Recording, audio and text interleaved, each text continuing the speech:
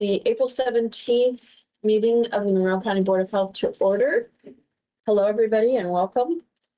First order of business here is approval of previous meeting minutes. If we could do the March 20th meeting first. Does anybody have any corrections to those minutes? Well, I would move If that not, I would, yeah. I would move to approve the March 20th. I'll second. All in favor? Aye. Motion passes. Now the special session that we held just to do a vote on one thing that ended up being three things. Isn't that April always 2nd, I know, right? Does anybody have any corrections to those minutes?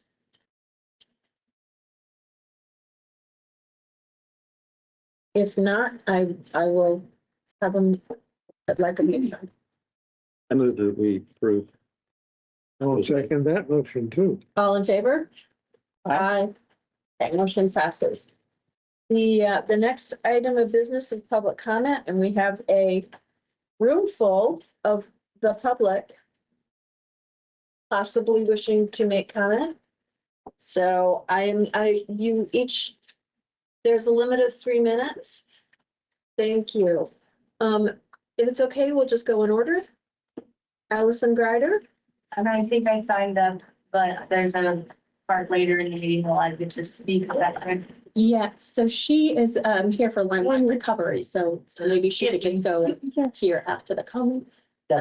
She's doing the Lyme recovery. Yeah. So, okay, we will move your agenda item up. Oh, Do you have another do you have a public comment to make on an issue that's not Lyme recovery?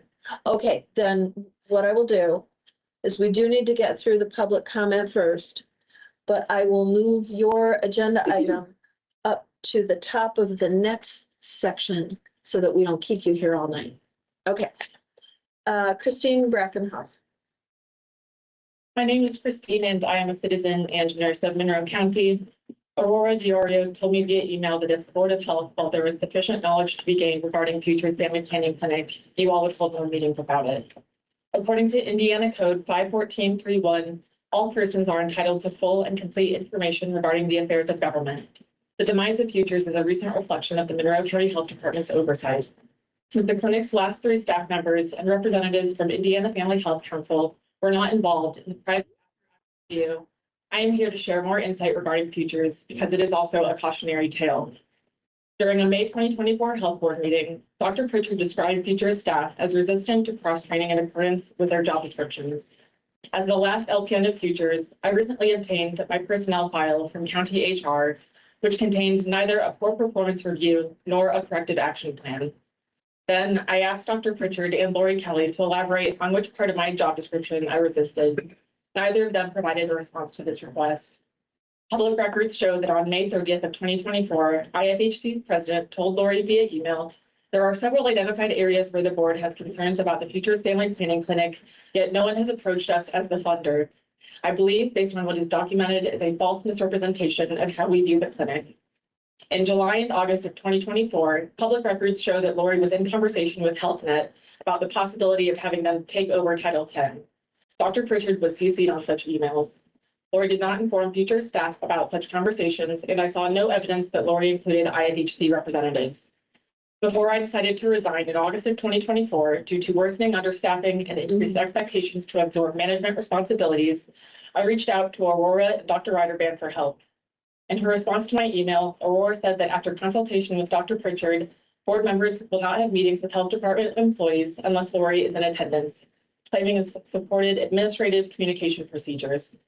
Since then, a county attorney has informed me that they are unaware of any policy that would prevent health board members from meeting with employees without the presence of the administrator.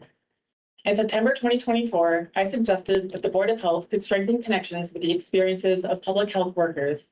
Instead, at the October AAR, Health Department leadership threw Futures staff under the bus. They acknowledged a need to increase regular communications with county councilors and commissioners only, not with Health Department staff. An open house for elected officials is something, but developing an ongoing rapport with Health Department staff could protect public health services for this community.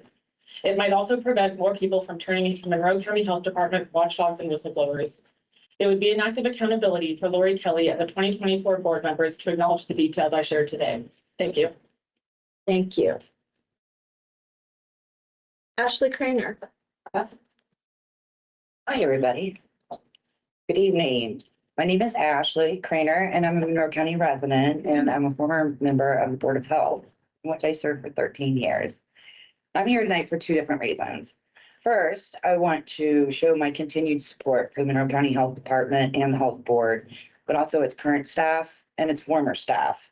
I want to recognize and commend Christine for her ongoing efforts to bring transparency and accountability regarding the loss of futures, a program that supported this community for 18 years and was successfully managed with far fewer staff. Her questions have largely gone unanswered, echoing what happened during the last major leadership transition when we lost 6 long-term staff members when they raised concerns and were shut down and out by this administration.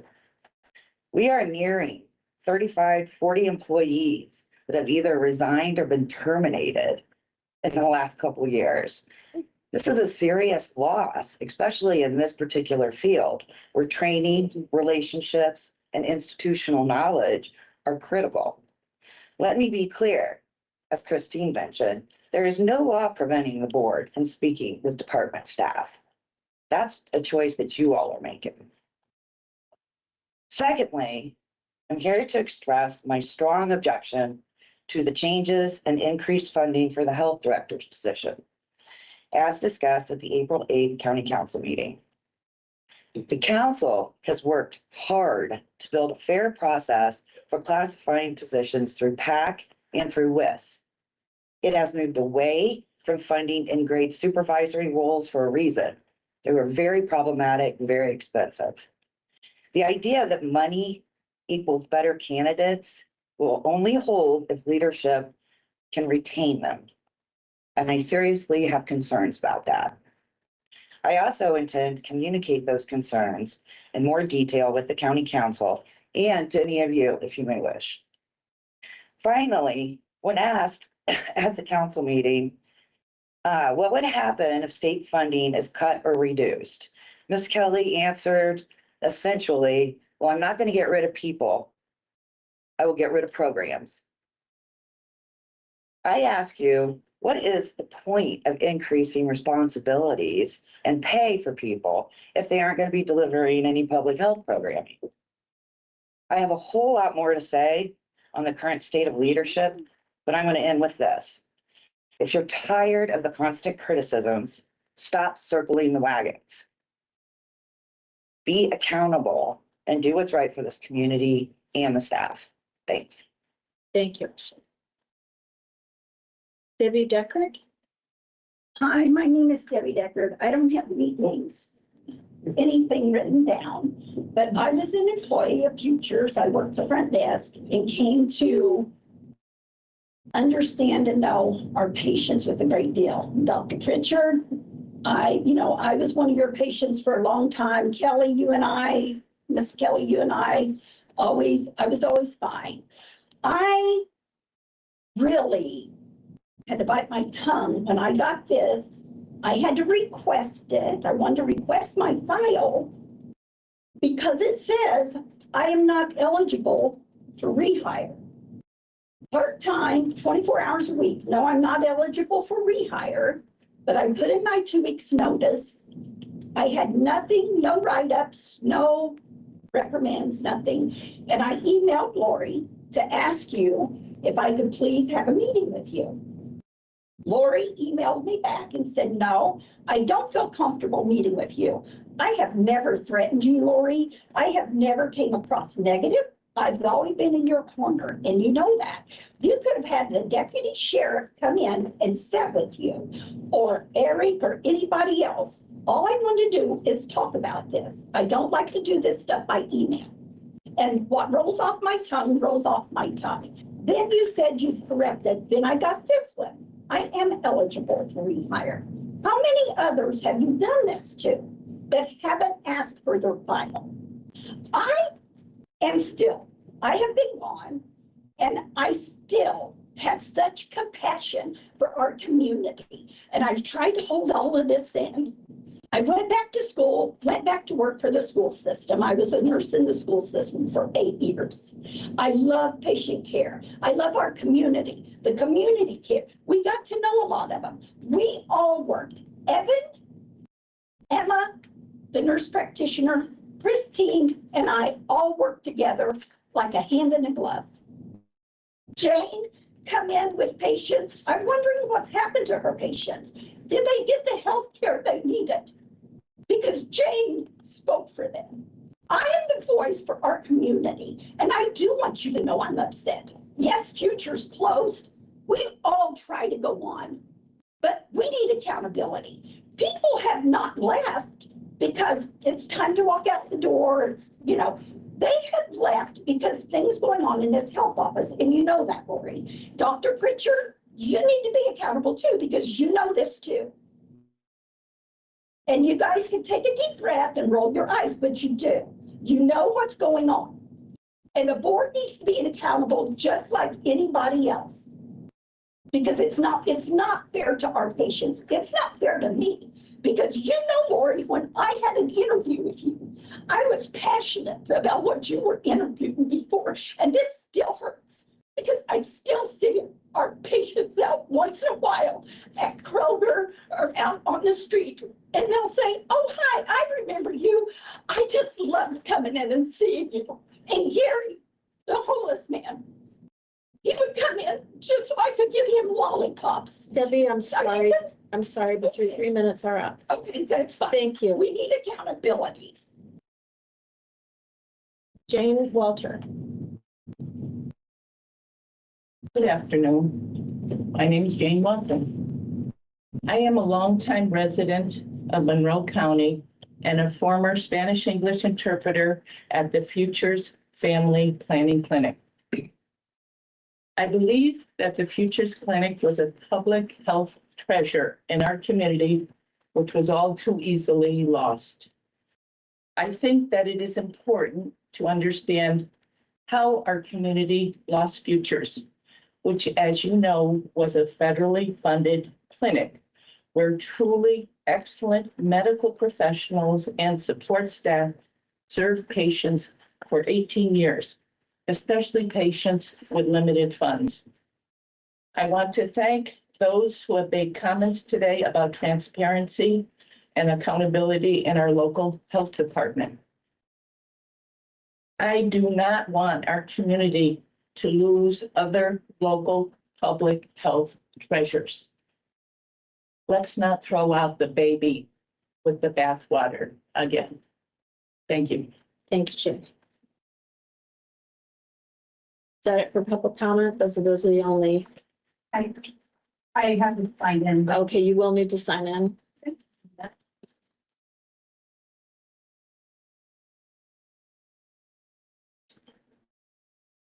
Thank you,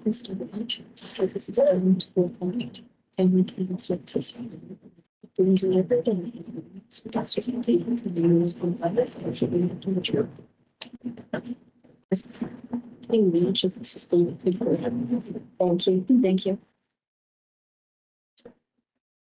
Gonna butcher your last name. It's okay. It's not a common last name. It's Husted, Chris Husted. Thank you, Chris Husted. So my name is Chris Husted. Some of you may recognize me as the former clinic manager for Futures from 2015, January of 2015 to October of 2022. I don't have anything prepared as well, but I wanted to come in support of the previous staff members and also give my insight into my experiences with Futures and reasons why I left the Monroe County Health Department. To give you a little bit of background, as you can see, I was with Futures for approximately 8 years, almost 8 years. When I came on board, I was able to increase revenue to be able to support a part-time person. When I came on board, the funding wasn't there. I was under penny. I was able to streamline the billing and bring a part-time person. That was very important because as it stood, staffing was severely limited. Clinic manager was doing the reception, was doing the billing, was doing all of the reports, doing pretty much everything except for the clinical side.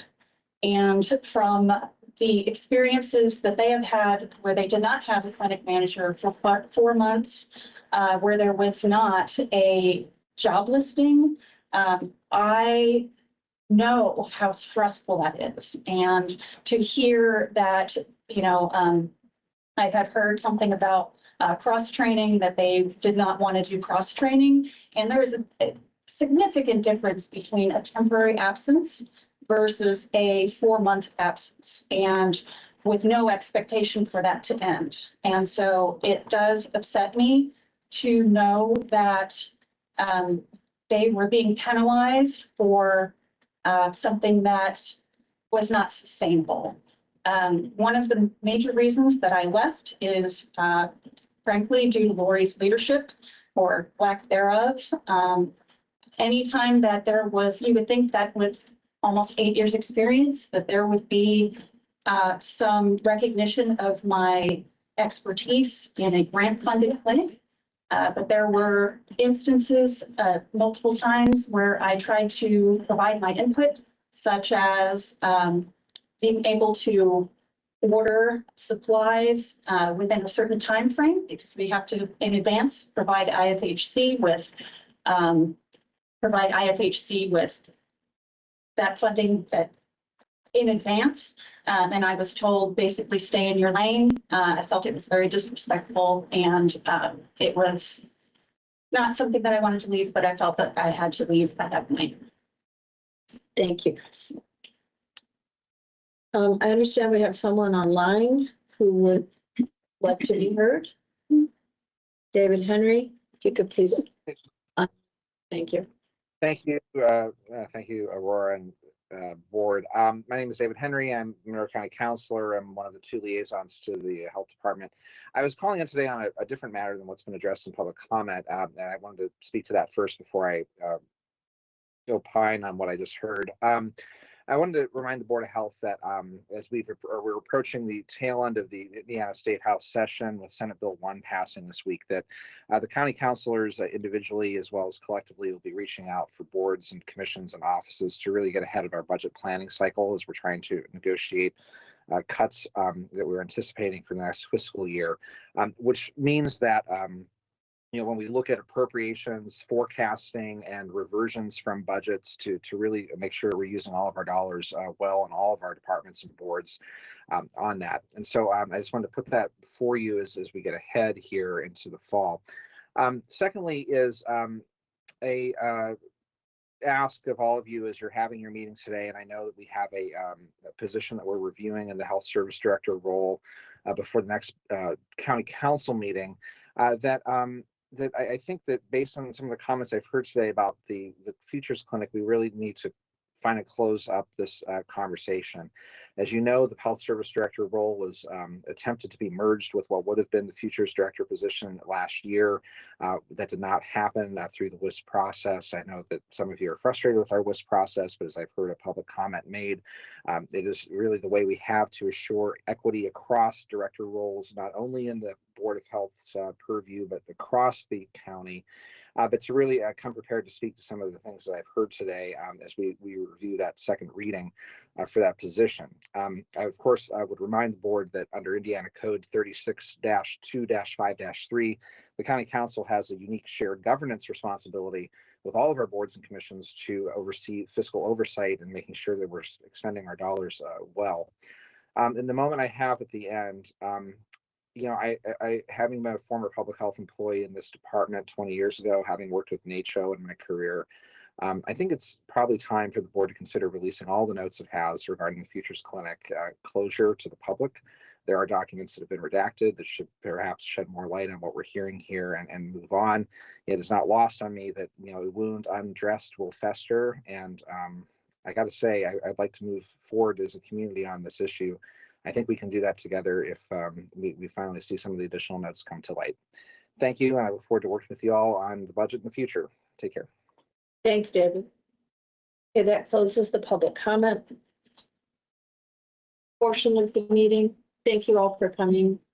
Thank you. Thank you.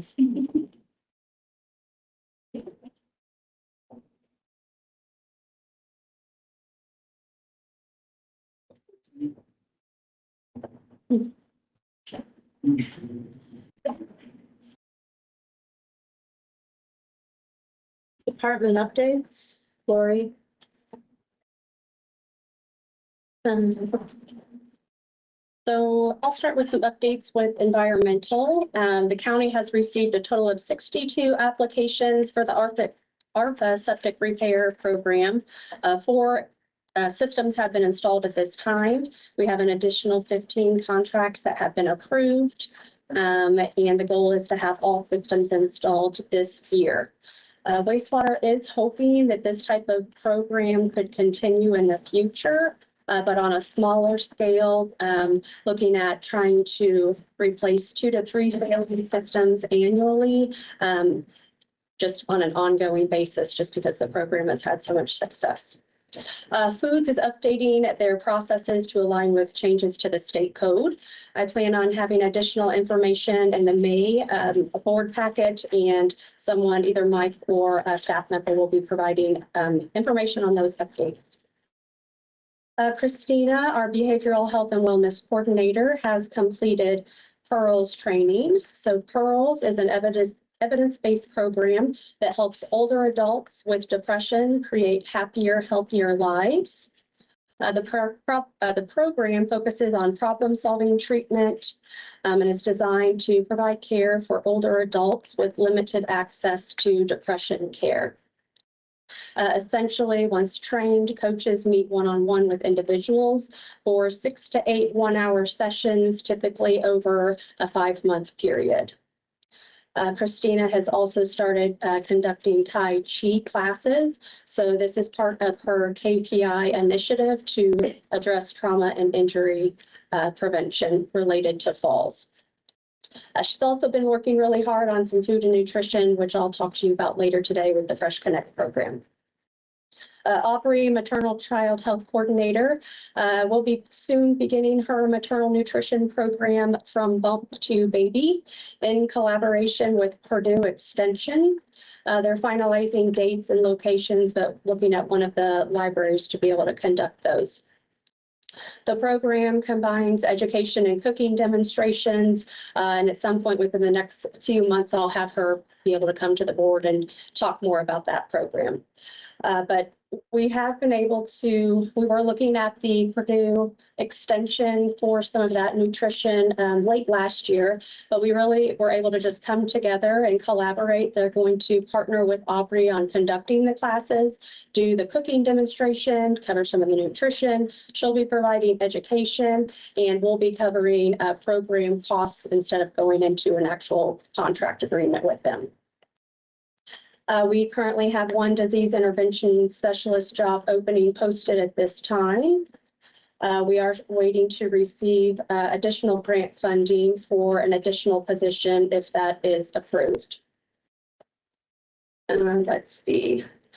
There have been discussions of changes to Health First Indiana. So some major changes, talking about changing the funding split to 90% of the funds to be used on preventative core health services and only up to 10% on regulatory services. A waiver can be submitted by local health departments requesting to exceed that 10% cap. So I have reached out to the Indiana Department of Health if this does move forward to begin the process of being able to complete and submit that waiver. Additional changes to Health First Indiana, they're talking about removing public health preparedness and tobacco cessation from the list of core services. And this would mean that Health First Indiana funds could not be used at all on those services. Lastly, the big one, discussions of mandating that Health First Indiana dollars be used on Indiana citizens only. So having a lot of meetings just to try to stay on top of all of that. The COVID supplemental grant funding has completely gone away now. There's currently some uncertainty of our standard immunization grant funding. Our next grant cycle would be set to begin July 1st. The award letter that was an anticipated amount was right around $30,000. And the state is saying there's just a lot of uncertainty about whether counties will receive that, less, more, and so that's something that's just unknown right now. Let's see. Along with that a little bit though, we recently found around $67,000 of old grant funding, doing some auditing, going through our funds. So this dates back to 2021. So working on reaching out to the state to ensure that we can use those funds since the work was completed, even though the grant cycle has passed. We've also identified additional COVID funding negative cash balances from that time that we're working on making corrections, and a grant dating back actually to futures from 2014 that has some issues that we're working to correct. So hopefully once we get all of that straightened out, we'll still be in a positive with having some additional old COVID money that we can actually use. So that will help us through kind of this hump. Let's see. Linnea is going to be transferring to the Director of Public Health Preparedness position May 19th. So she's still going to be assisting with some of the duties currently being performed, and there is a full-time administrative assistant job that has been posted, and she's willing and going to help train that individual once we find someone. So there have been discussions on posting a part-time environmental position. We're going to kind of hold off on that right now until we have some more understanding about changes coming with Health First next year. The last thing I would say is I would like to ask that maybe we can start some of the conversations about contracts amounts in the budgets, maybe at the next meeting, just because come July, the state's going to be wanting us to have that state budget to be able to submit to them. So maybe we can start thinking about it. I think at our next meeting, we will know a lot more about our financial situation, and so we'll be in a better position to actually talk about those things and make decisions. I also want to congratulate Linnea. We don't want to lose you though. We're excited for you, but we don't want to lose you at all.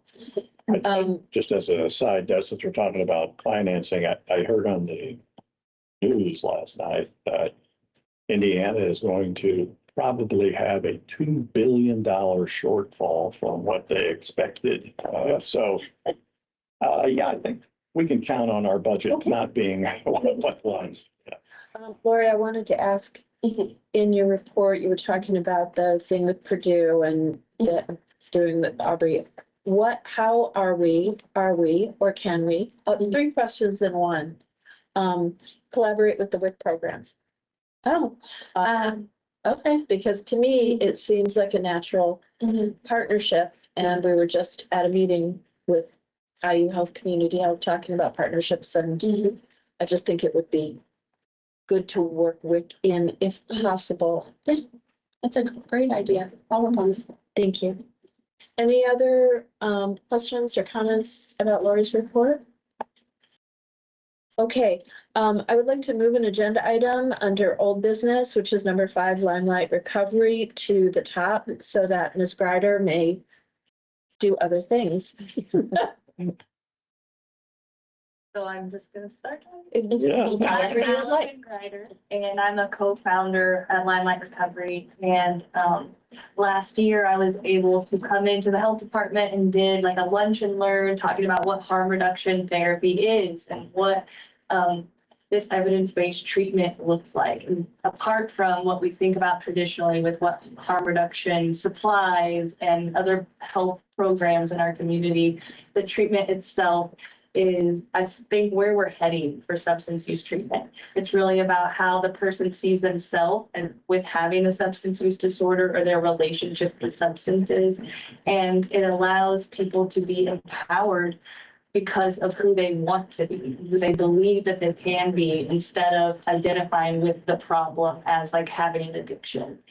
And so last year I was awarded with Limelight Recovery a $5,000 with the Health First grant to do this group treatment in the local harm reduction organization, to engage with participants and other members of the community who wanted to come in for this treatment. And it's a 12-week group. And it was amazing. We used all the money. We've been doing group. Now we've added a second day a week where we're trying to get more participants. And this year you all have approved for us to also include an individual program. So we're going to be able to, and I've already started meeting with people even before the approval. So it's amazing to know that like this can continue to go on. For people who don't have insurance, for people who are losing their Medicaid, it's happening a lot with many of our clients.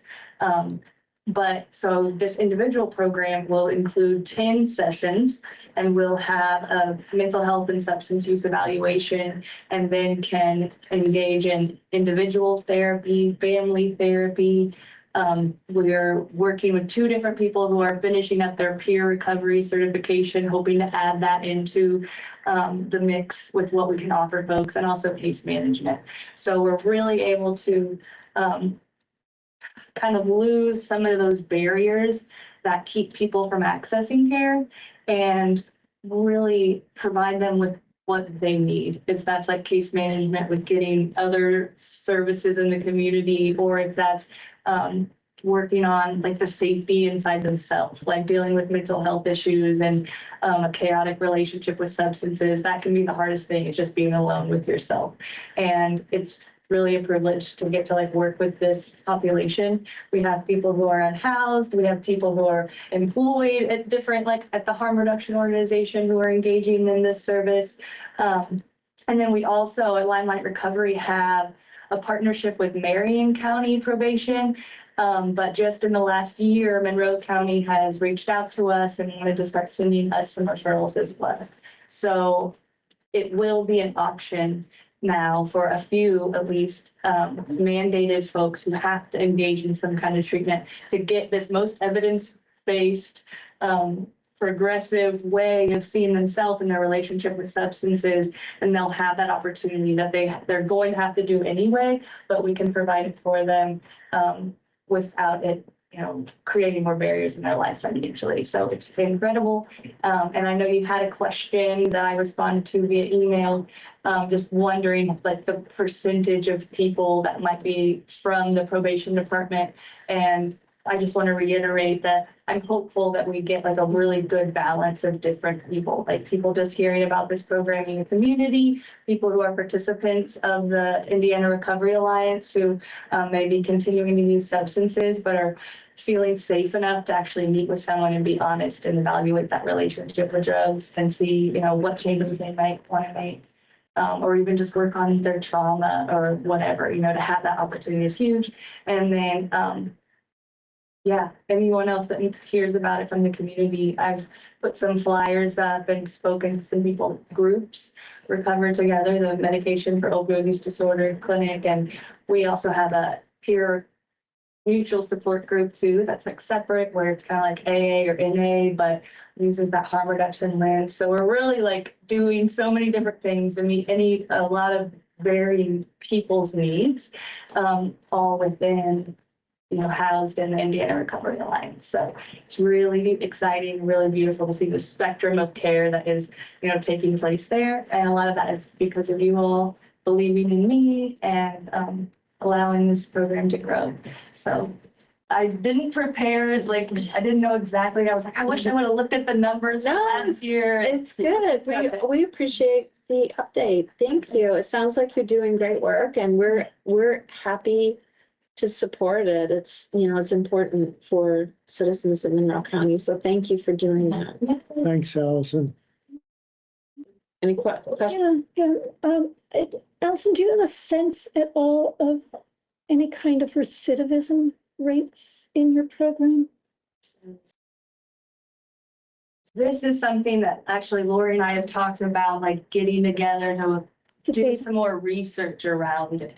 And when it comes to this model, it is a bit different because the metrics are not like return to use. Yeah. It's more of like quality of life improving. And so I think we might have a better idea with the individuals who are coming from the mandated side of like if they end up having a return to use and if they're re-referred into some kind of treatment. So we might be able to see it a little bit better in that regard. But when it comes to like the values of this model, I don't have a lot of Data. data. The other question I have for you is, in this model, is there a place for family therapy as well? Yes, and I hope I mentioned it, but family therapy is also part of that we can, again, it'd be 9 units after their intake, like their assessment. And if that is one of the main areas in their life that was disrupted based on their relationship with substances, we want to do family therapy, which is incredible that that's part of this grant. So I'm really hopeful to bring in the children, bring in the parents, bring in the partners, and have that space to talk about how to support this person, also how to like mend things that have occurred and really wrap around the person and support them, and not with that shame that I think traditionally in like accidents only programs not intentionally give, but it comes with that. There's a lot of internalized shame. There's a lot of different rhetoric about enabling when it comes to loved ones. And so we really want to I guess kind of change the language and figure out how to like radically love these people who are hurting and going through this, so that we can continue to like prevent death and loss of family and community. And it sounds like you're also just trying to build self-esteem in the process. Yeah. Thank you. It's so great to have you in the community. Yeah, doing we're this we're really important work. happy you're doing this work. Thank you so much. Thank you. Thank you for coming. Cool. We appreciate it. Anything else? Nope. Okay. Thank you. Thank you, guys. Nice meeting you. Okay, so under old business, then we're going back to number 1. So we're coming back to IHI that we talked about at our last meeting. And I think the only question, at least the only question I could find on minutes that we needed an answer to before we could vote on whether or not to pursue the contract had to do with what Monroe County's IT folks said about the confidentiality of the data. Do you have an update for us on that? Yes, so our Director of Technical Services Department, I've shared the information with him. That has been reviewed and we are all good to go now for a vote. So the only other question I had was, if looking at it from a patient standpoint, if my data is in your database and we know it's safe technically, do I know if it's being used in a research study, and have I given permission for my data to be used in a research study? Because they're not going to be looking at aggregate, they're looking at individual people's names, addresses, phone numbers. That's pretty personal stuff. And so I think we mentioned this to her. She was going to ask whether or not, if there was research being done using our data, whether our patients had an option to opt out or opt in. I never heard the response. In terms of patients, we don't really have patients. We will. I mean, we may. Except Yeah. DIS have patients. That's it. We don't operate any clinics Well- except for the work that the disease intervention specialists might do. We don't. Do we give vaccines to people Patients. in our clinics? That's healthcare. Well, They use paper. we don't really, yeah, it's community health. So this program here would be used from, with our DIS program, just to essentially try to speed up when they're trying to find out. They would be going to search and look for records and information. On individual Right. patients. Mhm. Yes, and that's the data we're going to be shipping to them that they're going to share with Regenstrief, which is a research facility. Right. So my concern is if it gets passed from there to there and there to there, is my patient, is me, am I still protected if it's used in a research project? I have not heard from, Yeah, so we answered the technical problem. Yes, technically, we're So good. the other problem we would have to hear from They were gonna get, Julie, was that her? she was gonna get back to us about whether, how it would be used in research and how we would protect them from being exposed. And another piece of that is when they sign up, or rather, when they become part of that program, do they sign a HIPAA waiver? I mean, I assume they do. It's their private information. And so the HIPAA waiver, we need to be able to look at that. It needs to say that they have the option and what recourse they have to opt out of their data being shared, or their specific individual data being shared with an organization, because that's part of HIPAA. But our situation is no different than all of the data that's currently going to registry, that's currently. But it's just adding to it. That's currently collected by every healthcare provider But we, in the state. So when I was in IU Health and my patient's data was being used, it was going through IHIE for the purpose of another provider to be able to see what I did. And then when she saw the patient, she knew what I did. But on occasion, they would send me a special form saying your patient is going to be in a research study. I had to go back to the patient and say, are you sure you want me to share your data in here? So you were given, you as the healthcare provider were given, I was notified. you were notified, and then the form, whatever form you got, said your patient has the opportunity to opt out. They had to be made aware that their data might be used. Okay, so it's good that that system is already in place. It was for IU Health, And but it's working. not here. But eventually, we may be seeing patients here. We may, our focus may change. And we may have a futures clinic in the future. I don't know. I mean, something like that where we do have individual patients in there. So I just have to advocate for the patients here. So we would need, it sounds like we would need to find out under what circumstances are we providing those HIPAA things. She said she'd be willing to Sign. come back to another meeting. Well, And- what we might do, just a suggestion is that if that question was answered in a satisfactory way, would we be willing to vote yes on Yes. this? I think so. So we could provisionally accept this, if it's the will of the board to move forward, pending the correct answer, the answer that would satisfy, which basically just means, does the patient have an opportunity to opt out?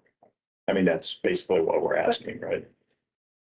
I don't feel like it's a check the box, yes, no question. I think it's a discussion, so I think it would be hard to, I don't know. I think it'd be difficult to, maybe Julie could just come speak to us at the next board meeting, or, So one way out of this is to say they can only use aggregated data. So they can look at a big picture thing. How many people in this county had this disease or whatever? But they want individual data. right. They're asking for something very, very different than aggregated, looking at population health. And you're talking about the example that you're talking about is a specific research study. Yeah. It's not the situation where one of our workers has to find somebody or understand what their test history is, so they're So- gonna look at. so your So if they were going, let's say the study was going to involve 40 to 50-year-old women who are Caucasian, their computer would just pull up a list of all the women who are 40 to 50 in the database, and then that's their data set. And so, if one of my patients gets in that data set, they have a right to either not be in it or to at least know what their data is being used for. So we're going to be in that position. I think IHIE is not the same as a big aggregator of data. It gets down to the nitty gritty. And she can look up my patient's hemoglobin last month and it's there, Correct. even though I ordered it. Right, I mean, right. that's fairly granular. And so when you get to that kind of data, it's treated differently than it is aggregated. Because you can go back and find that person. So do we want to table the entire thing again until next month and ask Well, I'll Julie defer to to- come back, or To these two, because they're treating patients, so, whatever they decide. I'm okay with it except for that. That's the only thing that I had a concern about personally. or do we want to do Steve's idea of the provisional, yes, we'll approve it if we get confirmation? I would like her to come and address the board, and so we can have a conversation about it publicly, and then we can vote on it right away. at the next meeting. I think we give her some guidance ahead of time saying, you know, our concern is really patient confidentiality. Once again, it's not just, is the system safe, but is the patient aware that their data is being used? Do they have any say over their own data? I just wish as a procedural or process that we would have stated these two questions, which are separate questions, last time when We we did. tabled this We item. did. We We did. She Where are the was minutes? asked that question.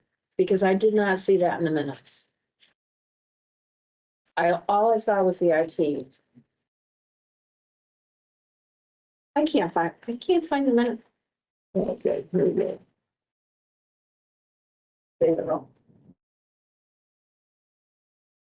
I certainly remember hearing the Board members expressed concern with patient privacy and confidentiality, and Mr. Schilling advised, confirming with the county tech and services, that those data safeguards are sufficient. Yeah. But that's not privacy and confidentiality. I mean, that's to prevent hacking and things like that. What you want. This, we're talking, You could ask, it's information you're gonna give to Julie. Yeah. Yeah. important, this has to do with HIPAA rather than with, the IT. It has to do with on her end, the IT portion. So there's nothing in here about what the situation that you brought up. Right. So HIPAA, but this is not HIPAA. When you start doing research, this is under something else. This is under Investigational Review Board. And I asked her if they had an IRB. She said, no. But you have to have an IRB to do research on human subjects. Well, they don't need to have the IRB. The researchers have. If they're selling the data to registry Right. needs to So provide there's them. there's actually two We're issues. getting a little off topic. It's So not off topic though, I feel. So there's really two questions that we have to answer is, there is, in HIPAA, are the patients having to sign a HIPAA agreement? Then in the HIPAA agreement, you have to have that the patients agree to having their data in an exchange where their individual data can be looked at. And then the second, is that true? And then the second issue is, if IHI doesn't have an IRB, but then they're selling or rather giving the patient's data in this way for a research study, then those safeguards are not in place, and we need to be aware of that to make decisions about how we proceed. Yep.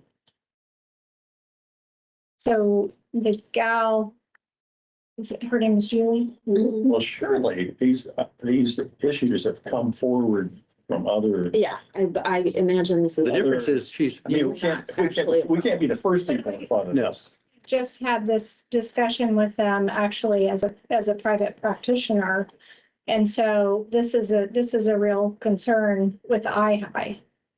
Oh, okay. usually it's just IHI. Now we have a third party. That's the problem, is the third party Mhm. that they don't have control over, that's going to be Right. getting our data. Right. It's not IHI, It's not them, it's the third party. registry. So do you understand all of that well enough to ask Julie? Well, Well, I was gonna ask if somebody could write the questions out, but if she's gonna come, then I guess the question, yeah. I can just. Just- We need to give her a little Just, preview of just, what. yeah, just tell her that we Yeah. have we still have privacy issues because the data is being given to a third A party. third-party researcher. And the good news is we have it on recording, so we know what the issues are. Hey, good. Thanks for reminding us. Okay, so we're going to table this until next time. We're going to ask Julie to come speak with us at our May meeting.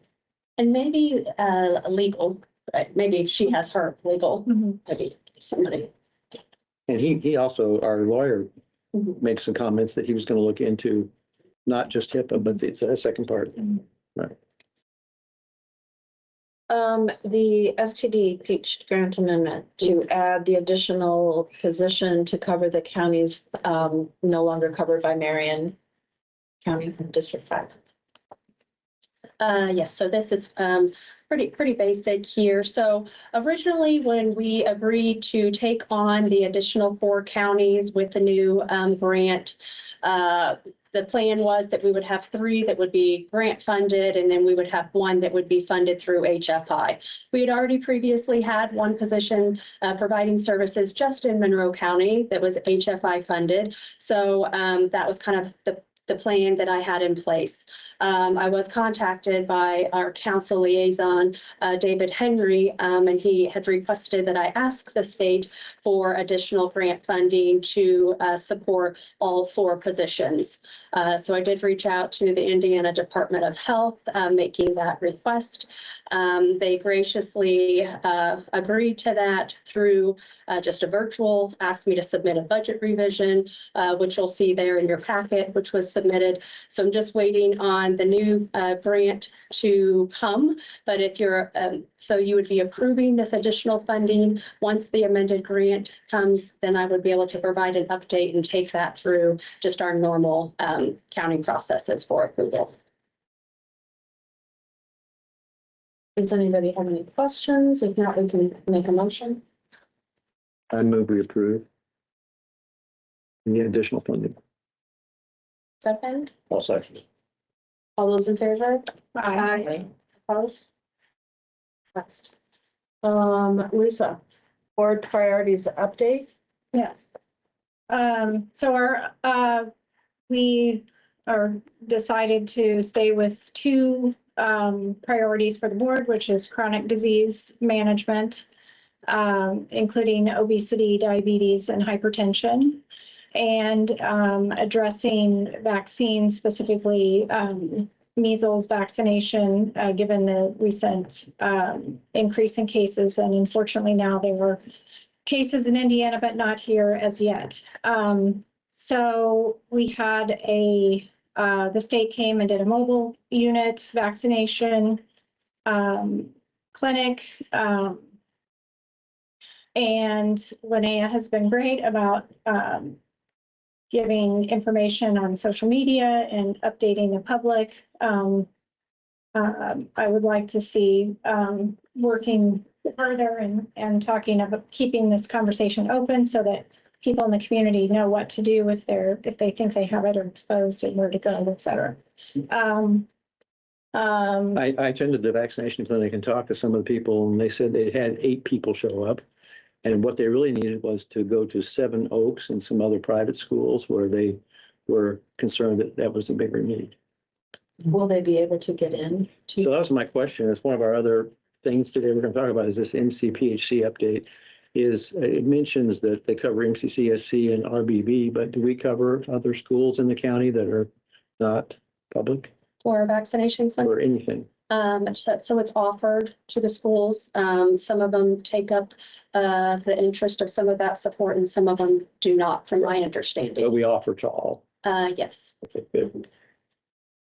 Is the vaccine clinic in the 21st and health so Say it again. there's an MMR vaccine clinic set up for noon to 6 and the 21st at the other. Kalispell, yeah. I'm going to be going to that one too. Just to give them some support. It's hard to sit there all day and give 8 vaccinations. I think they ended up doing, I thought they ended up doing 15, 15. the last one. And just to revisit the chronic disease management and, impact for the community. I think, as a board, we're going to be under budgetary constraints, and I think we need to utilize the folks that we have in place to be doing this important work and gathering data. I think Christina in our health department, and then the clinic on Miller Drive. And I think that, we as a board need to push to get data, as we talk about data, just the individual blood pressures, et cetera. And then pushing IU, we have these contracts with them to get us KPI related data and really pushing to get that information so that we can give that to the public that we're making an impact.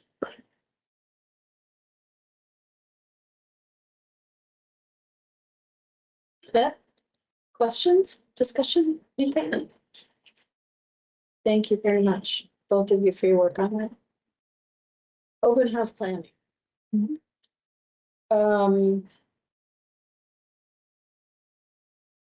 Is anybody doing anything with you?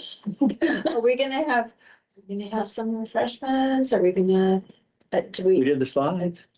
Thank you, thank you. More slides need to be done. These guys are working on more. I'll put together a couple more. We need to, I guess, So I know you're doing slides and Diane and I worked on it together, and then Okay, we good. got the help of Kathy Hewitt, because she had done our 82-page thing anyway, and so she knew it back and forward, and so she picked out 3 that were pretty aggressive. They talked about what we did, who we asked, and then what they said, basically. Okay. So that we're responding. Sarah and Lori are going to put together a couple slides on HFI to explain what's going on with that. So what I'm thinking, we talk about HFI, we talk about the community health needs assessment, we talk about the priorities that stemmed from the community health needs assessment and what, what our plans are. And any other content that you guys feel needs to be presented to council or commissioners. I don't want it to be overly long.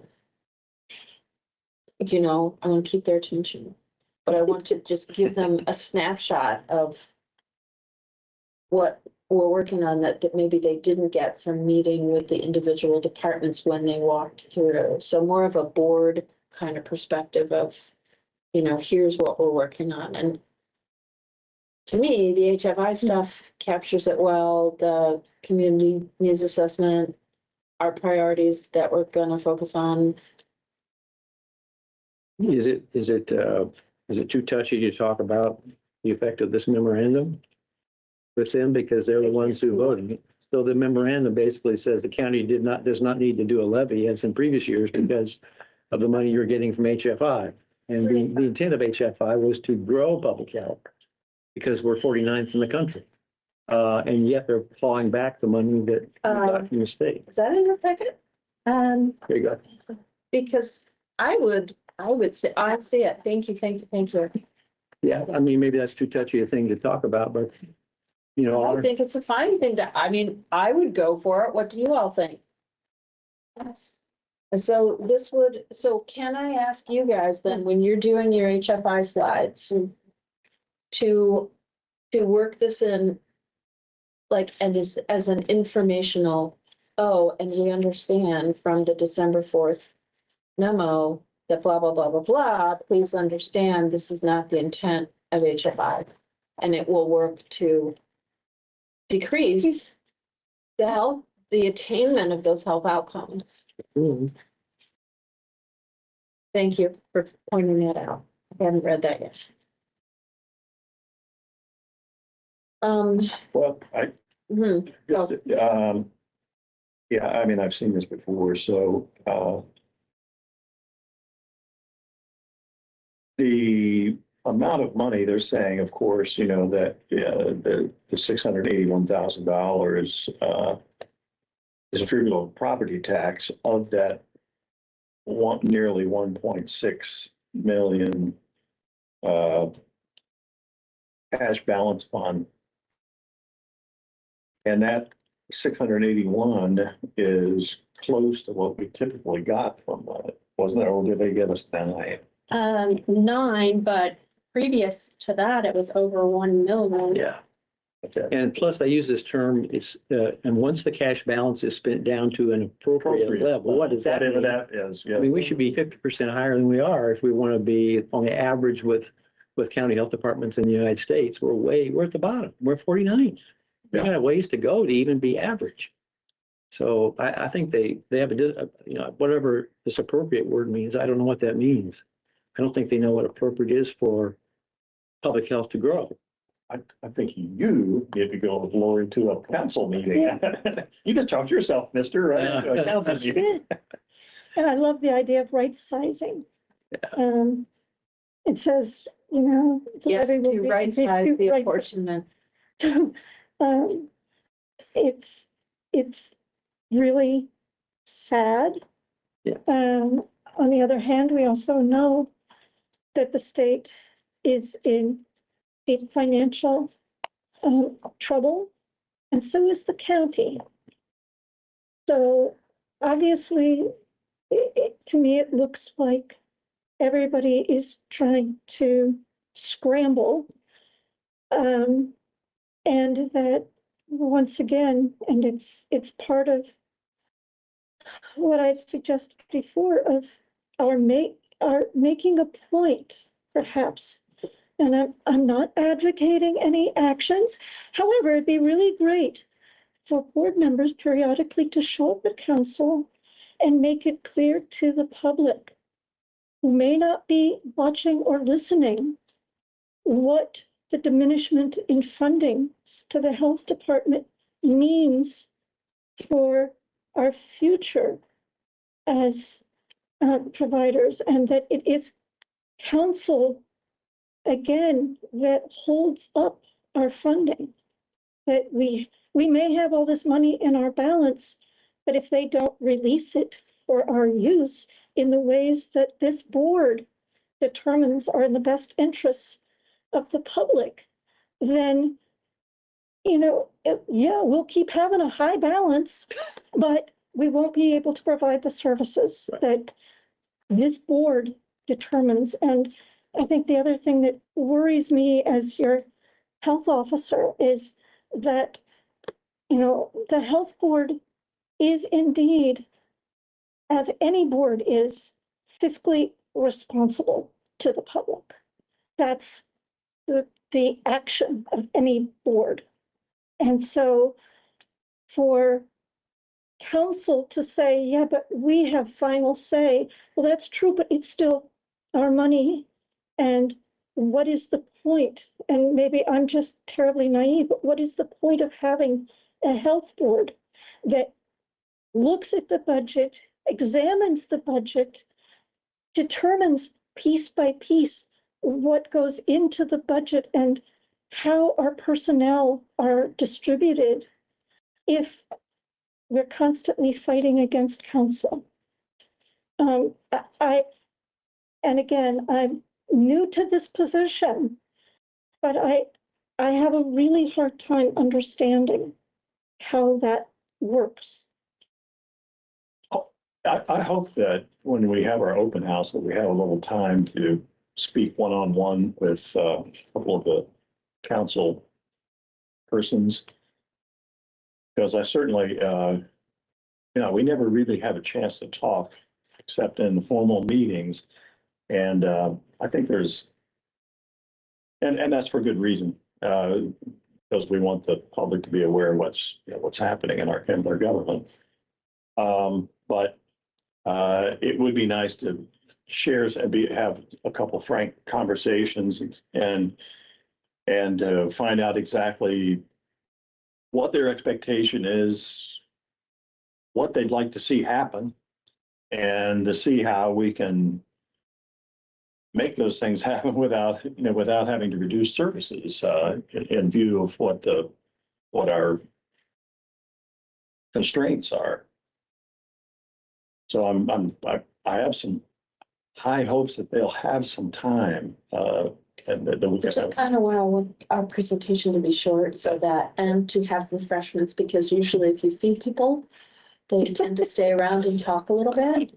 So will there be a problem getting somebody to get some type of refreshments in here? Do you have anybody that can work on that? Do you have a party planner up your sleeve? We can certainly have refreshments. How are we paying for them? I guess. Do we have, Do we want to do we have anything in the budget for that? Take up a We can't, collection. we can't use this. Yeah. I'd be happy to make a donation. Yes, it would. So I guess we'll do a kitchen party plan. Is there a board member who would volunteer to be responsible for collecting money and possibly? Well, we're going to decide what we want, to find out how much it's going to cost, and then we can figure it out. Okay, so between now and next Friday, Oh, this needs to get figured out, which Yes, is why I'm saying, I would, I would. Okay, well, we'll talk about what we want to have. directly following the meeting. How's that? Directly If following, I- we'll talk I don't about think- what we want I to don't- talk directly following the I meeting. don't think anybody wants to hang around to hear what. Yes, we'll do an executive session. Another question that I have, I wish Dave were here, and maybe you all know, okay. Do we need to advertise the open house under open door since we're all gonna be here and then council and commissioners have to do the same thing? Yes. Okay, okay, so just making us all aware of that. And is it possible for you to have someone in your office do something a couple days before, maybe phone call them or email them or some type of reminder, we're looking forward to seeing you at the open house, please be sure to come, Yes. because I think that would help attend. Food and beverage. Right. Food and beverage provided, and we won't lecture you too long. Yes. Thank you, thank you. Any other thoughts about the open house? So we're gonna show those slides we're just gonna show them one time to the whole group, or are we gonna have them on kind of where it rotates and just continually plays? In my head, it was one of us or several of us would do a PowerPoint presentation and speak along with the slides Succinctly. succinctly.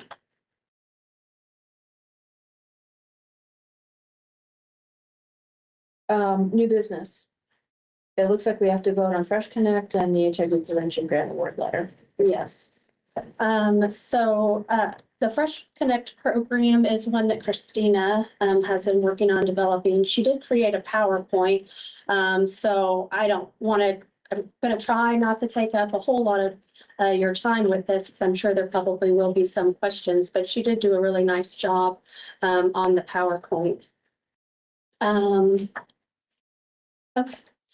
So just to kind of start off here, so we do, as part of Health First Indiana, need to have a program that is focused on addressing obesity. And since we are working on trying to address chronic disease as well and increasing access to fresh fruits and vegetables, this is really just, I think, a pretty exciting opportunity. Wow, that's kind of hard to see. That is really hard to see. I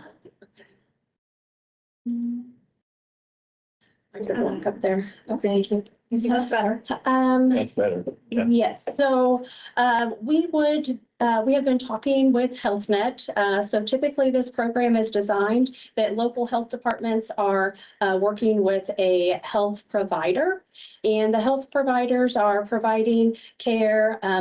Health Net does already provide screening to identify food insecurity, but essentially it's really to be able to help cover some of those gaps. Let's see. So eligibility requirements for this program in development with Christina, this would be for Monroe County residents. And they would have to be identified as an eligible client. So Health Net as the provider. So someone who has food insecurity and then is diabetic, high cholesterol, obesity, hypertension, or for their maternal patients in need of access to fresh fruits and vegetables. So Health Net would be identifying these individuals, essentially prescribing them this service, and then referring them to us to be able to work with them on setting up the program and the enrollment. We would be capturing data as well as Health Net. So part of the agreement for individuals, they would have to be willing to provide baseline data. So weight, their cholesterol, A1C, a blood pressure screening. So at enrollment, and then at a 3-month period with Christina, and then at a 6-month period. Any information that Health Net is gathering as far as data, they would be able to share with us kind of in those gaps in between. Some of the administrative details, there is a 1-year minimum commitment with Fresh Connect and 150 individuals, or whatever the lifetime of the program is that you use. The goal was to be able to start the program in June and ideally have 150 enrolled in December, and then be able to translate that into next year. I guess that kind of gives you a breakdown there of some of the information I just went over. So I have spoken with our IT department. We're good to go on the privacy side. It is a HIPAA compliant platform that we would be using. And yes, sorry. Information about just programming, and so the cards are loaded at the first of each month. And funds, if any funds that are not used do not roll over to another month, and we are not charged for those. It typically rolls back into our account. And the Fresh Connect program, once someone is enrolled in the program, they actually contact those individuals to explain the card, explain how they should be using it, and are there as a support system for any troubleshooting or issues that arise with the card. Can be used nationwide. Here, they looks like a credit card. You can use it at Walmart or Kroger. Again, just as long as it's only limited to fresh fruits and vegetables. They are working on expanding the program to be able to start including some frozen fruits and vegetables, and that's something that they're working on. But right now, this is just limited to produce. They work with food banks too, or just with Kroger and Kroger and Walmart? That's it. That's what we did. There's a map that you can look on online, but those are the ones that we saw. Let's see. So able to address any additional language needs as client support. They do engage in reminders. If someone has not used a card within 30-day period, they will attempt to contact the individual to kind of figure out some of the reasons why and work through that. And that just kind of lists the this breaks down some of the costs. So there is a $5,000 annual administration fee. There's some support fees. I thought this said 10. But we're a government agency, so there's a different, we get a reduction in a rate for that. Thank you. So what we were thinking of, and we've talked to Marion County and some other individuals, single individuals offering them $50 per month. Individuals who could be considered either a single adult with children or two adults offering them $80 per month on the card. Yeah, I saw something in there that said you could tie it to Medicaid enrollment and other things, which I think is a really bad idea. Because with so many people losing Medicaid, you don't also shut them out of other programs because they're not Medicaid. Right. Let's see. So some estimated costs here, if we had all 150 participants at that maximum, $80 for 6 months. So the range, so minimum and maximum, we're looking at roughly $61,000 to $88,000 if the individuals were using the full amount that's loaded on their card, depending on single or family. And if we do it for 6 months, do we have to continue, or can we do it for 6 months and see how it works and then not renew it? So it's a 1 year. So Okay. our goal was if start in June, get your 150 enrolled by the end of the year.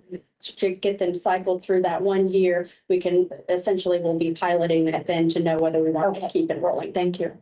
That's going to be a whole year commitment. But that it is with the Fresh Connect, Right. yes. So the 60 to 80,000, would that be the contract amount basically that would be voting on? For 6 months, so it would be twice that, right? Well, so you'd be voting on the contract, but then yes, because we don't have an exact dollar amount. Right. So whatever the associated fees are then with the contract, but that's the maximum amount. If for all 150. And so we'd be kind of, and I've done it a couple of ways with budgeting for this year and then how many for next year. So I would be allocating funds in our next year's budget to make sure that we have that set aside. That was my next question. We do have the money for this, right? Yes, yes. And And we should spend the money while we have the money. yes, and I will say that was brought up on a meeting today, actually, that if you're thinking about holding on to a lot of your funds as a cushion, you better use them because they could. Yeah, yeah, well, yeah, and I'd rather get something in place. Mhm. So the 90,000, roughly 90,000 that we see for 6 months, Mhm. that, does that include all of those fees Yes, as well? Okay. yes. Mhm. Other questions? Well, I think the only thing that I find that's, this is great. And I guess I'm glad that the city doubles people's SNAP so that they can get fresh fruits and vegetables there. So they basically, if they have SNAP already, they may get more than Well, SNAP disqualifies them from this. If they're on SNAP. Well, that. so Christina, we have talked about trying to focus on those individuals first who don't have any eligibility to these, but who still are maybe just over that amount, but still need help and assistance, and try to capture those populations, and then we can kind of expand it from there. And I hope that in the process that they're also steering, if the people don't know about it, places like Mother Hubbard's Cupboard where they can get healthy foods that indeed supplement what this allows them, and also get some training in how to cook this stuff and what to do with it and how to manage. So part of the welcome package, when the referral comes and we are getting the individual signed up.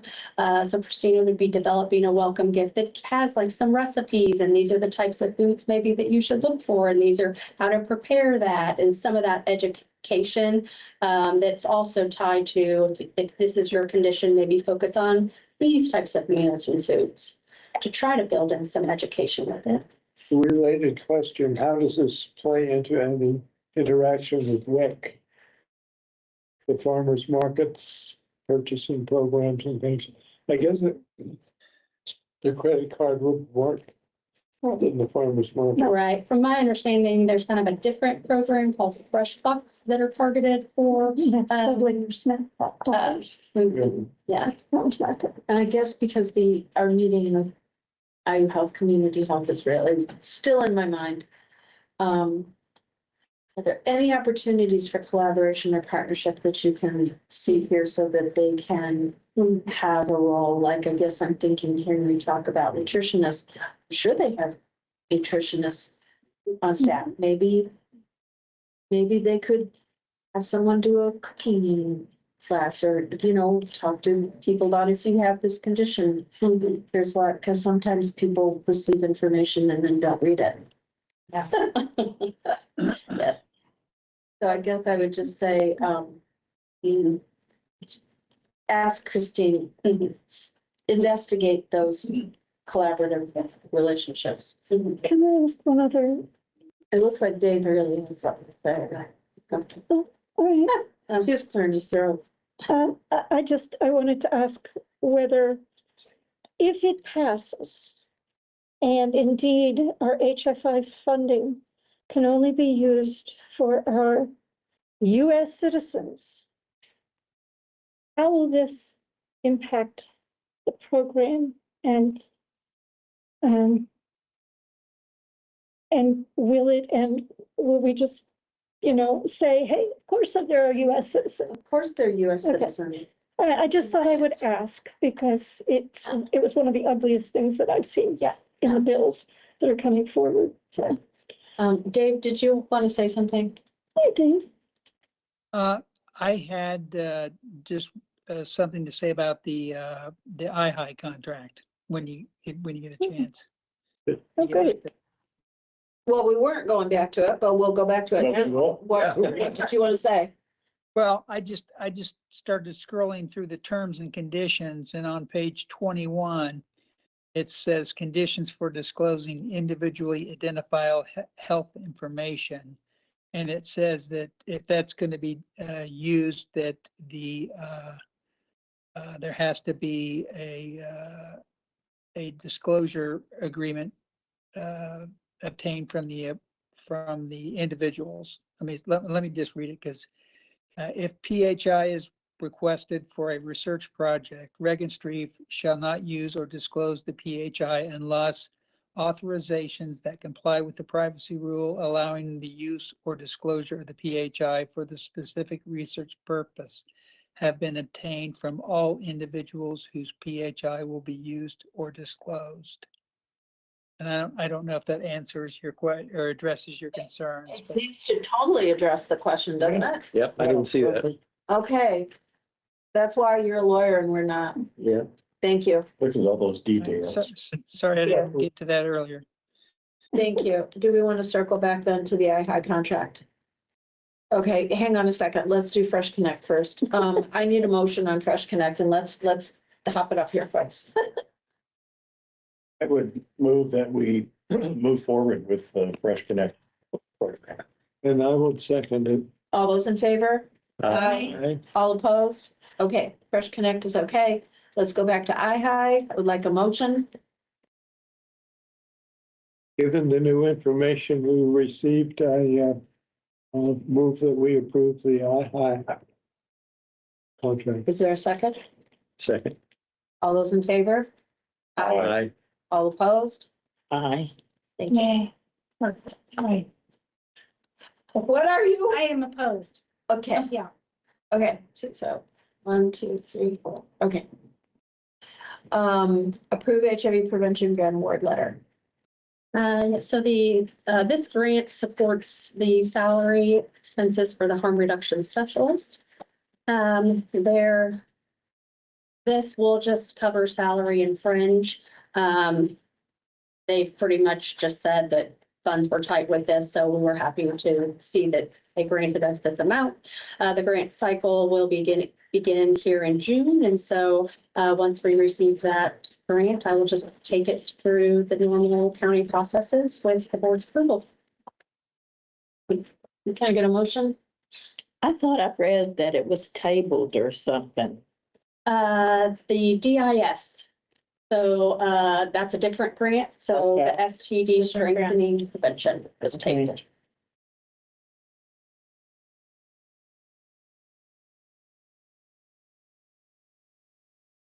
So you're asking for a, I'm asking for a motion. okay, so move. Sure, a second. I will second that motion.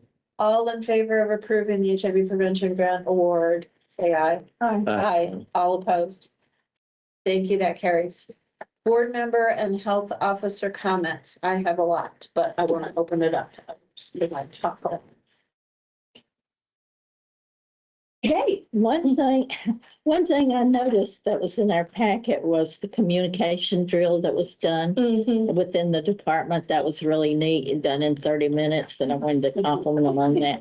But eons ago, we also had a tree set up, or a phone tree for the board in case of emergencies and so forth. And I just wanted to bring forth that to see if that. Yeah, that would be great. Yes, so we have a department phone tree, but we'll have to see. About We have new updating it members for now the and board. Are you guys on the Monroe County alert system? Do you get the phone calls? And I do. things like that. I mean, I do. Yeah. Because that would be something, if you want to get them, I'm gonna tell you, you may regret that. Middle of the night. Yes, the middle of the night, 3 a.m. Yeah. Phone tree with all of us is on the church. With all the phone numbers and such. Yeah, that'd be good. But there've been a couple of emergency kinds of things where the board had to all of a sudden get together No, or. it's a good idea to have it, Yeah. sure. Other board member comments. I would like, in view of the previous public comments concerning the Futures 20 guy, I have three things to say. The services that, first of all, the services that were being provided by the Futures Clinic, in case someone's listening who doesn't know this, are currently being provided by the very granting agency, the Indiana Family Health Council, that was previously funding our Futures Clinic. And their clinic began operation within a short period following the closing here. A period of weeks. Yeah, so they're, excuse me. So those very services, as I had hoped, and I'm sure Aurora and everyone else had hoped, resumed in a fairly short period of time. That being said, Councilman Henry also mentioned a couple points in previous comments to the board in a previous meeting while he was online. And I want to try to address these really quickly in this very short comments. Individual employee performances will never be discussed in public. So in the after action report, there were redactions that were made prior to the release of the after action report because those were private matters. Names, performance, things are not going to be discussed because those are personnel matters and those are private. And he mentioned today the redaction, the after action report was released, but with redactions.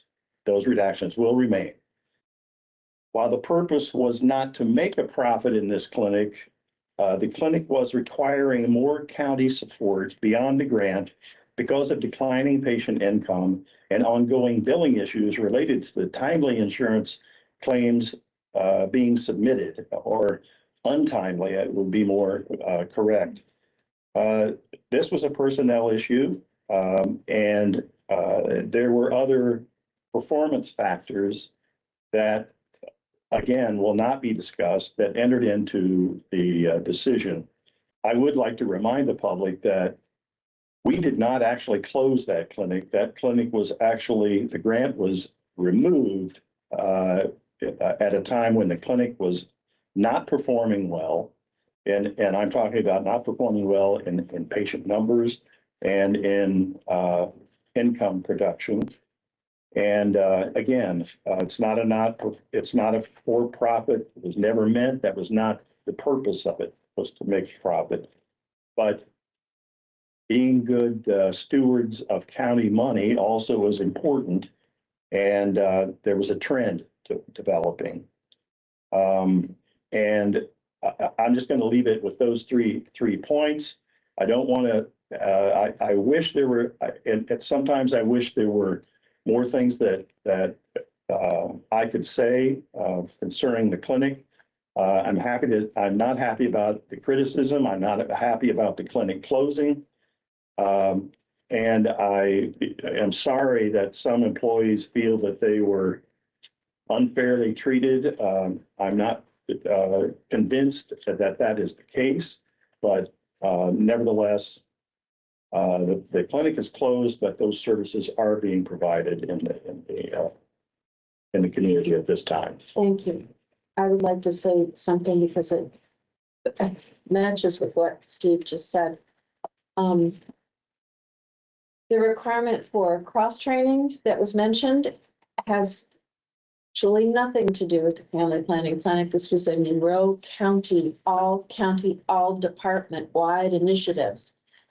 Cross-training was required of all employees because, as we learned during COVID, you cannot run any business if several people are out and another person doesn't know how to answer a phone or how to take care of basic stuff. So that wasn't Lori's decision or initiative.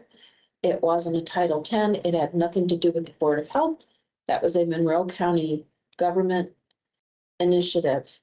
I also want to say that we as a board continually through this process have and continue to support our public health administrator. She came on at a difficult time. She's been doing an exemplary job. Is she perfect? No. None of us are. Did she have some things to learn? Yes. Well, that's what happens when you have a new employee in a job. But she's done an outstanding job, and I just wanted to say the board continues to be supportive of that. And on the third issue that I particularly have been repeatedly taken to task over, which is stating my position that board members should not directly interact with employees of the health department. This is because those employees do not report to the Board of Health. There is a chain of command in place in every department in Monroe County. And the proper channel for concerns, if an employee has one, is their direct supervisor. And if that is not successful, the supervisor above that person. But it is not appropriate for board members, even though the law does not prohibit that from happening. There is no reason for that to happen. There's So also an HR, there is also a human Department. resources department. Yeah, there are plenty of avenues for employees that feel they would like to discuss their performance or their job expectations or whatever. I'm sorry, I have a couple more things to say, but not on this topic. So that, does anyone else want to make a, I'll just throw into that, that while it may not be a regulation, it is good board governance that there is an invisible wall between the board and the department. And the one person who kind of sits between that is Lori and kind of maybe me. But certainly Lori, she is the only one who can direct employees and can approve employees doing anything that a board member may request.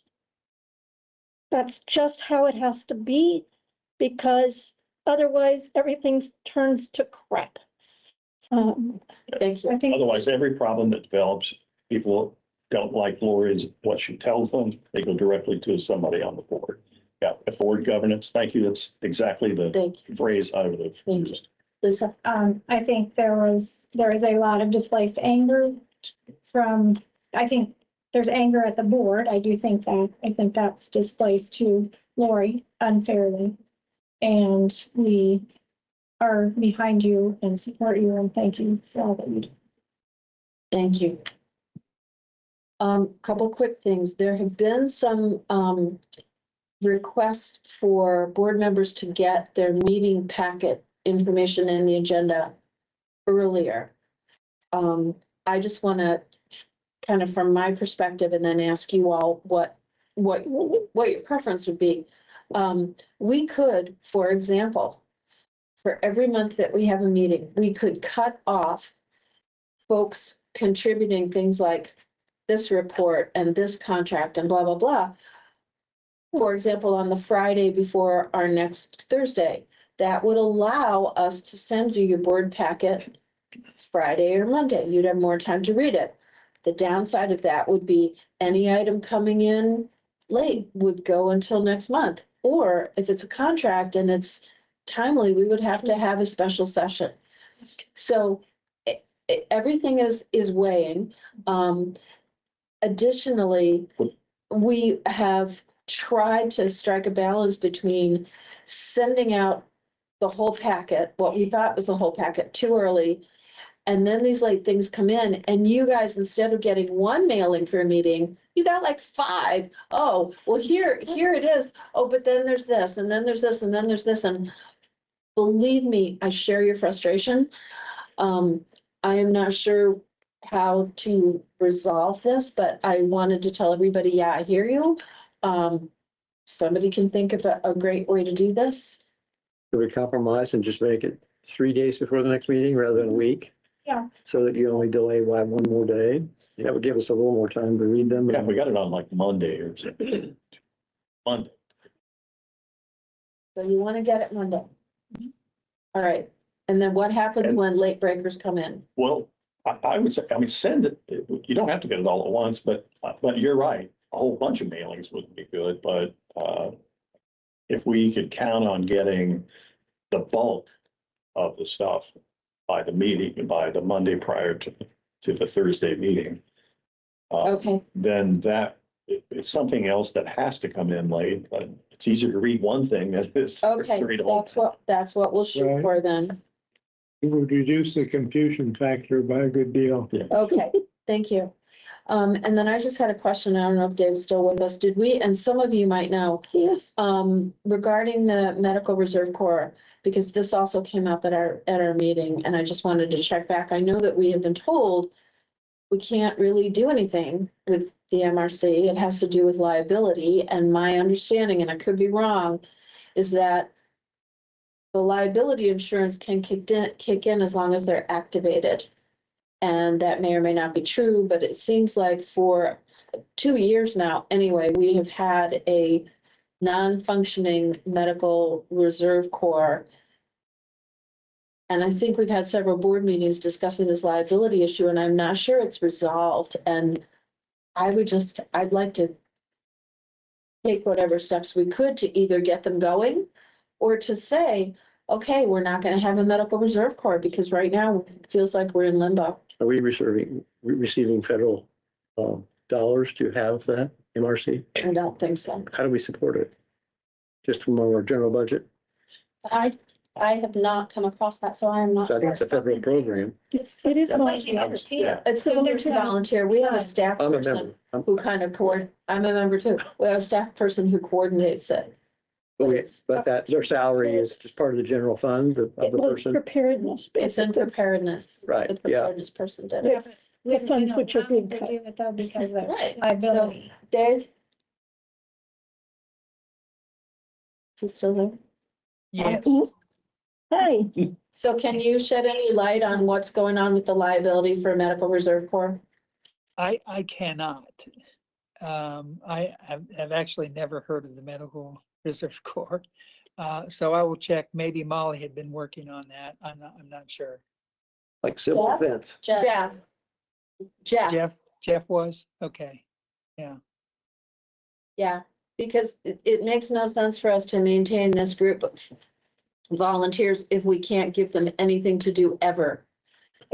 And I think if we have another, It's kind of like a feel-good thing. right, if we have They another did stop the belief COVID, program last week. and we need to, we need to Activate use them. these volunteers, we need to have a working group that has liability insurance, and the county says, okay, you can go out and do your work now, so we'd appreciate you checking on that. Will do. Thank you. Thank you. Anything else? Not too bad. We're only 7 minutes over my, what I was shooting for at 6 o'clock. Do you have a motion to adjourn? I move that we adjourn. I second. All those in favor? I Okay, if you could turn this off, unhook us.